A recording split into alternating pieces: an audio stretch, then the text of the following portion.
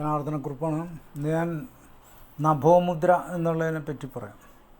ഖേജരി മുദ്രയ്ക്ക് മുൻപ് അതിന് തയ്യാറാവുന്നതിനുള്ള ഒരു ഇതാണ് മുദ്രയാണ് നഭോമുദ്ര.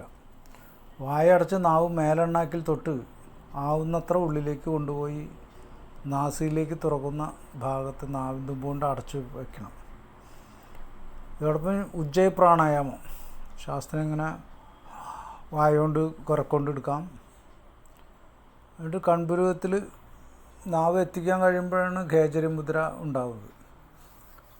അതിനുള്ള പരിശ്രമത്തിൻ്റെ തുടക്കമാണ് നഭോമുദ്ര. ഇത് തന്നെ സർവ്വരോഗങ്ങൾക്കും പരിഹാരമാണ്. ശരീരത്തിനെ മുഴുവൻ സൂക്ഷ്മമായി ഫലം ചെയ്യുകയും ചെയ്യും. വിശപ്പും ദാഹം നിയന്ത്രിക്കും. പ്രാണിക ഊർജ്ജത്തെ സംരക്ഷിക്കും. പ്രാണിക ഊർജ്ജം എന്ന് വെച്ചാൽ അതീന്ദ്രിയ ശക്തികൾ, പിന്നെ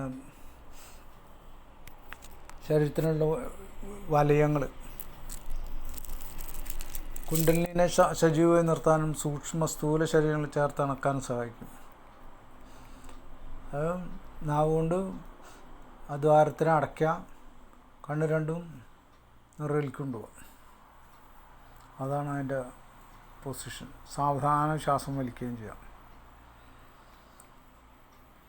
നാവ് നീട്ടുന്ന ഒരു പരിപാടി ആ ഭാഗത്ത് പറയുന്നുണ്ട്. അത് ഒരു ഗുരുവിൻ്റെ നേതൃത്വത്തിൽ മാത്രമേ അത് ചെയ്യാൻ പാടുള്ളൂ.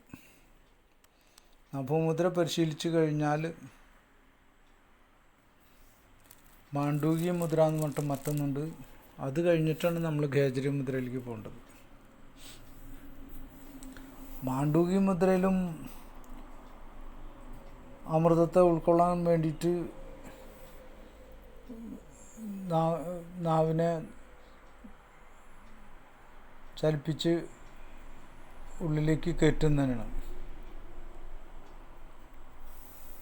കയറ്റി ധാരാളമായിട്ട് കയറ്റുമ്പോൾ കൂടുതൽ ഉള്ളിലേക്ക് ചെലുത്തുന്നതാണ് മാണ്ഡൂക്യം. അപ്പോൾ അയാൾ ദിവസവും അമൃത് കുടിക്കുന്നതുകൊണ്ട് ജരാനരകൾ ബാധിക്കില്ല.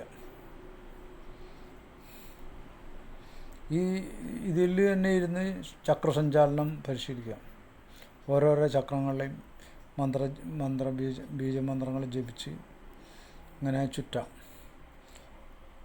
നട്ടലിൻ്റെ ഉള്ളിൽ കൂടെ മുകളിലേക്ക് വരാം, മുൻവശത്ത് കൂടെ താഴ്ത്തു പോവുക. അങ്ങനെ ഒരു 16 ചുറ്റ് ചെയ്യാവുന്നതാണ്. അങ്ങനെയാണ് അതിൻ്റെ രീതി. അങ്ങനെ നഭോമുദ്രയും മാണ്ഡൂക്യ മുദ്രയും